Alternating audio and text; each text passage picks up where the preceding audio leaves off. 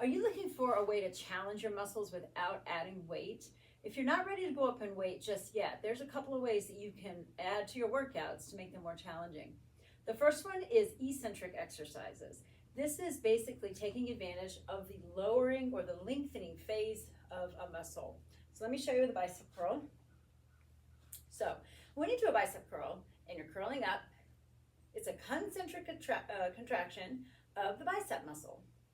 Okay, you feel it shortening. Okay, shortening of the bicep. Now we're going to lengthen it as we lower. That is the eccentric movement. The eccentric movement takes a lot of control, okay, because you're obviously going toward gravity and it's easy just to let that go. Okay, take advantage of that eccentric movement when you're curling up for 1 count, slowly lower for 2 or 3 counts with control. Okay, and if you've never done this before, you're going to find it pretty challenging.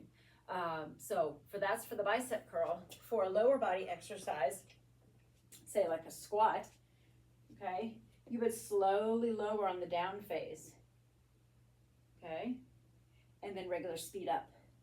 If you think about lower body, you're slowing down that pull of gravity and then going against it, pulling up. Okay, so that's the eccentric, is the lowering. Same thing in a lunge. Eccentric down, regular speed up, concentric. Okay, you can do this with you can do it with any exercise. You can do it with push-ups, back rows. With a push-up, obviously, you slowly lower down, and then you'll push up normal speed. Back rows, regular speed up, slow the lowering phase. Okay, so that's how you would add that eccentric movements into your workouts. Another way to add intensity is an isometric movement. This basically is not moving. So if I were to do a squat hold, say, not moving, I'm sitting deep in that squat, I'm just gonna hold, okay? Do not forget to breathe when you do these. Sometimes people will hold their breath when they're doing these. So you're just gonna hold right here, okay? This is great, especially in the squat. We're really working on stabilization and joint stability, just the entire, in this particular case, knee joint, really working on strengthening all of the muscles and tendons and ligaments around the knees. Okay, you'll see a lot of isometric movements in rehab. If you've been in physical therapy, they do a lot of isometric movements.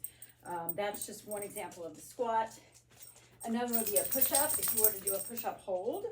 So if I were to go down on the ground or wherever your push-up is, okay, and you're just gonna hold, just like that.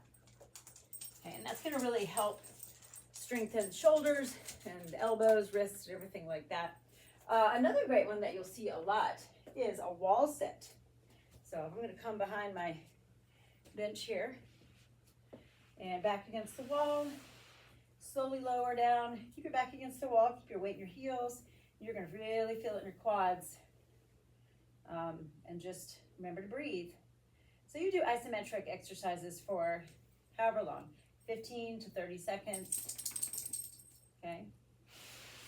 So there you have 2 ways to add to your workout without necessarily increasing your weights. Eccentric, lengthening exercises, slowly lowering phase, and isometric holds, okay? So add these into your workouts to make your workouts more challenging when you're not ready to quite go up in weight yet.